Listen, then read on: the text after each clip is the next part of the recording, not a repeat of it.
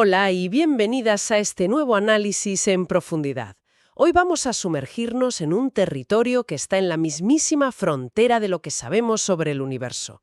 Hablaremos de agujeros negros, pero no como los conocemos, sino a través de una idea que intenta resolver uno de los mayores rompecabezas de la física moderna. Así es.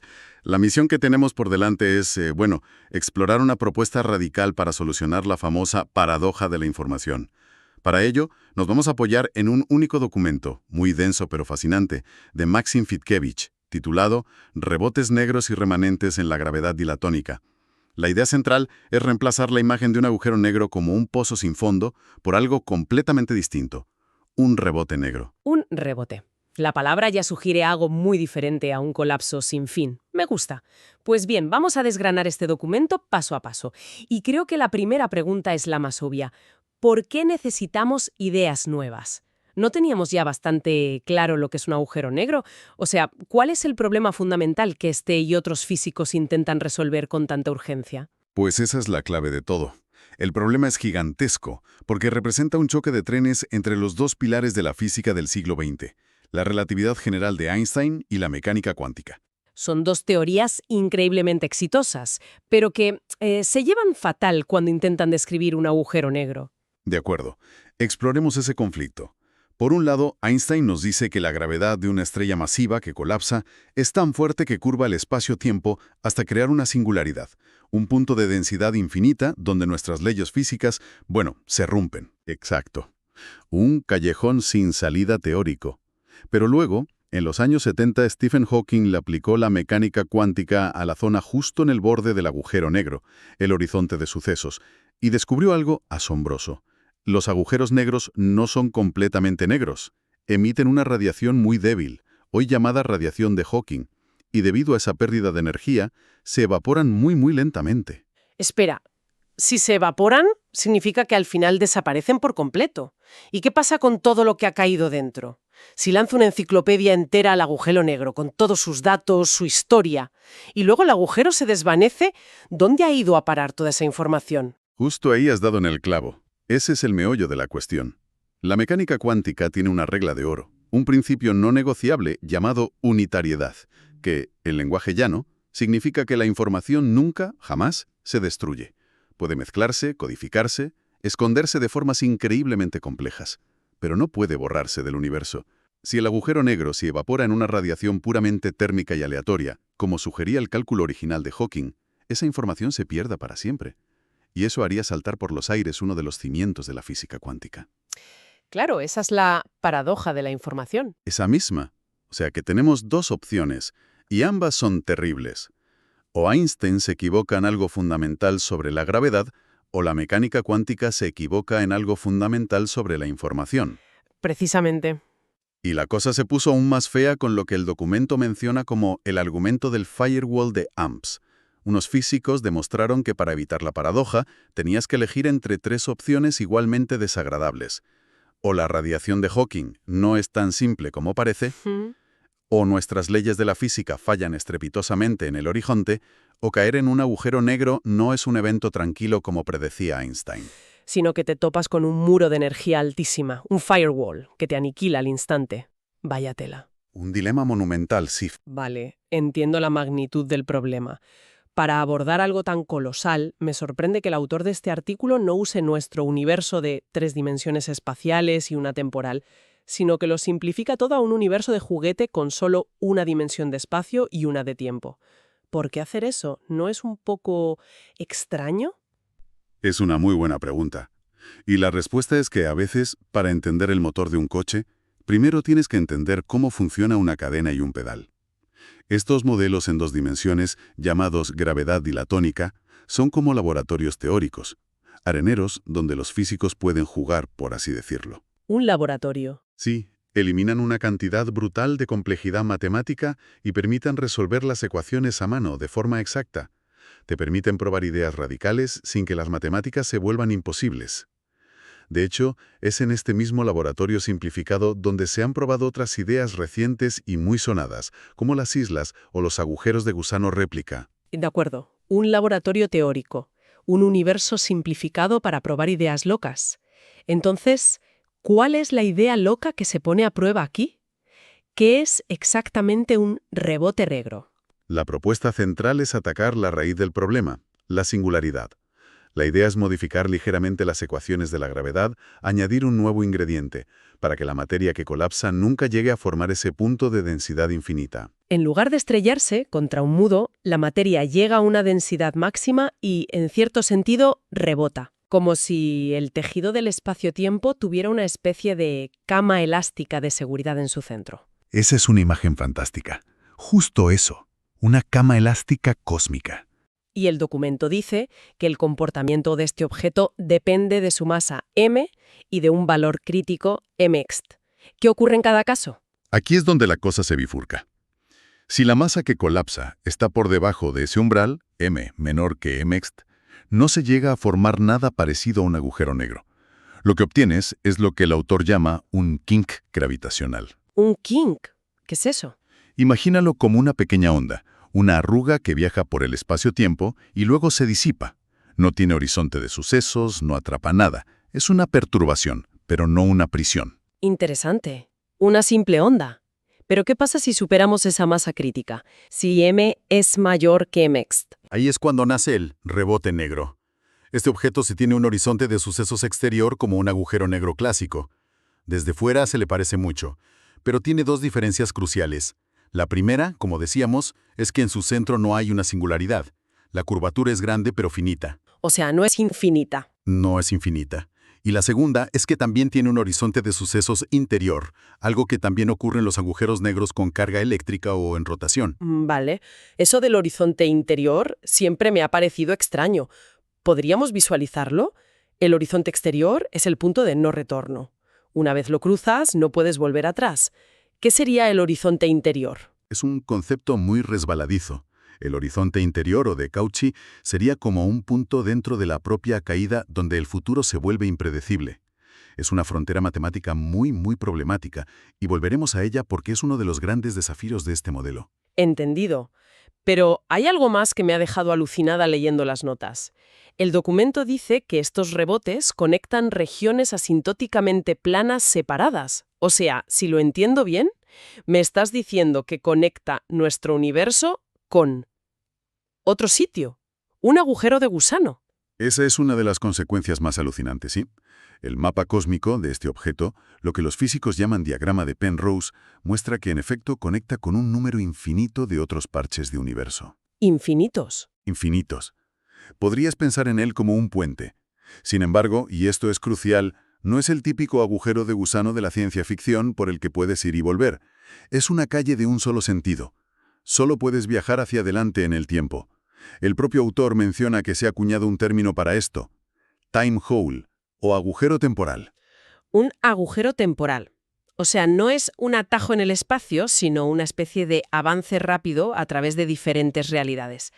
Esto es material de ciencia ficción pura.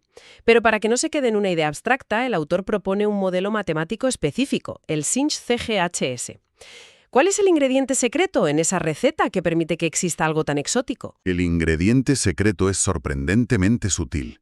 El modelo base, el CGHS, es muy conocido, pero produce singularidades. Lo que hace Fitkevich es modificar una de las funciones de la métrica añadiendo un término matemático llamado coseno hiperbólico. No hace falta entender la matemática exacta, pero conceptualmente esa función actúa como un amortiguador. ¿Un amortiguador? Sí, un colchón matemático.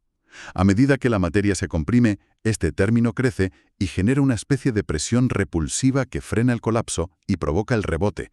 Es un cambio deliberado en las reglas del juego para prohibir las singularidades. Fascinante.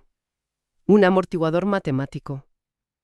Y una vez tienes el objeto construido con ecuaciones, puedes estudiarlo.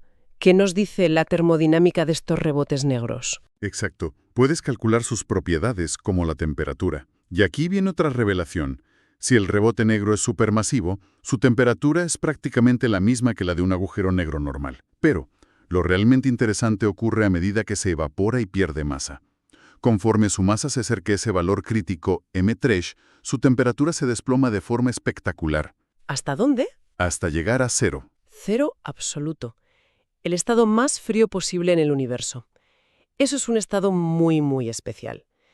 ¿Qué le ocurre al objeto cuando alcanza esa masa crítica y se enfría por completo? Cuando su masa es exactamente mixed, el rebote se vuelve extremal. Este es un concepto clave. Un objeto extremal está en un estado de equilibrio perfecto. En este estado tiene temperatura cero y, según los cálculos, entropía cero. Y si no tiene temperatura, deja de irradiar. La evaporación se detiene. Se convierte, en teoría, en un remanente. Un objeto final, estable, frío y silencioso que se quedaría ahí para siempre. De acuerdo. Esto nos lleva a la pregunta del millón que siempre surge con estas alternativas. Suena todo muy elegante, pero ¿es estable? Si le tiras algo, ¿no se desmorona y colapsa en la singularidad que tanto ha intentado evitar? Esta es la prueba de fuego, y el documento la aborda de frente. Analiza dos posibles inestabilidades. La primera es la del propio núcleo. Los resultados indican que el núcleo es robusto. Absorbe la energía, pero se mantiene estable y regular. El amortiguador aguanta. Bien, un punto a favor. ¿Y cuál es el segundo desafío? Mencionaste el problemático horizonte interior antes. Exacto. El segundo desafío es mucho más serio y se conoce como inflación de masa. El problema con los horizontes interiores es que pueden actuar como un amplificador infinito. La más mínima perturbación puede acumular su energía de forma exponencial cerca de ese horizonte, creando una singularidad y destruyendo la estructura desde dentro. Es un problema que ha liquidado muchas otras teorías. Vaya, eso suena a un talón de Aquiles en toda regla. ¿Cómo lo resuelve el autor? Aquí el documento ofrece una solución que es, bueno, un poco condicional. El análisis sugiere que esta inflación de masa catastrófica puede evitarse, pero solo si la materia que cae cumple ciertos requisitos. Poco demasiado conveniente. Es como decir que la estructura es estable siempre y cuando no le tires el tipo de cosas equivocadas. ¿No ese es un problema de ajuste fino? Es una objeción muy pertinente, y sí, se podría interpretar así. Es una de las partes más técnicas y debatibles del artículo. El autor demuestra que la estabilidad es posible, lo que deja la puerta abierta. Sin embargo, el giro final de la historia ofrece una salida mucho más elegante a este problema. De acuerdo. El objeto es teóricamente viable, aunque con condiciones. Llegamos al clímax. ¿Cómo demonios resuelve todo esto la paradoja de la información? Tenemos un objeto que se evapora hasta convertirse en un remanente frío y eterno. La información parece seguir atrapada dentro. Aquí es donde el autor da el salto más especulativo y, para mí, más emocionante. El proceso de evaporación, como hemos visto, se frena y, en teoría, tarda un tiempo infinito en llegar al estado de remanente. Pero en la física real, nada es perfecto.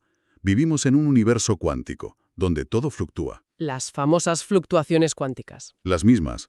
La propuesta final es que cuando el rebote está en ese estado casi extremal, increíblemente frío y delicado, una de estas fluctuaciones, una minúscula fluctuación de masa, delta M, podría ser suficiente para empujarlo por debajo del umbral crítico Mxt. Un momento. Si cae por debajo del umbral, según lo que dijimos al principio, deja de ser un rebote negro. Se convertiría en una simple onda.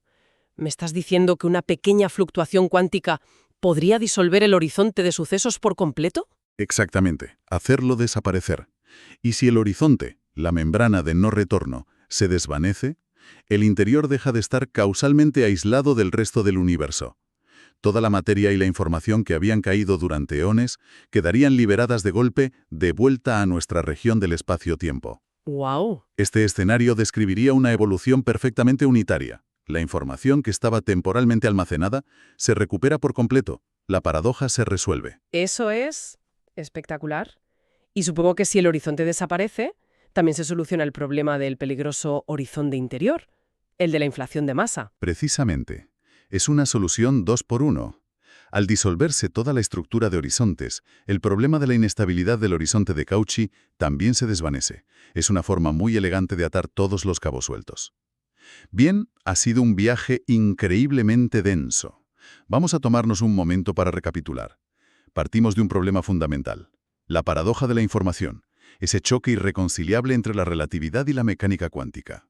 Para intentar resolverlo, analizamos una solución teórica en un universo de 2 dimensiones. Esta solución reemplaza la singularidad por un rebote, un núcleo de curvatura finita que funciona como una cama elástica cósmica. Vimos que esta estructura es de lo más extraña, conectando con múltiples universos parche como un agujero temporal de un solo sentido. Exploramos cómo estos objetos se evaporarían lentamente hasta acercarse a un estado de equilibrio perfecto, un remanente de temperatura cero. Y finalmente, la idea más provocadora, que en ese estado final, las inevitables fluctuaciones cuánticas podrían darle el empujón final para disolverlo por completo. Y el disolverse liberaría toda la información que había almacenado. Esto nos pinta una imagen completamente nueva. Un agujero negro no sería una cárcel eterna, ni un incinerador.